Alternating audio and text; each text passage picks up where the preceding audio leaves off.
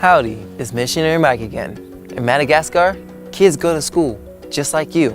They love seeing their friends, and they also might learn about Jesus. But a lot of them don't have books to teach them about Jesus. You can help kids in Madagascar learn about Jesus in school. Even the coins that you find under your car seat can help send books about Jesus that kids can use in school. Another way you can help is by praying. Let's pray together now. Dear Jesus, thank you for giving us books so we can know you. Please send books to kids in Madagascar so they can learn about you at school.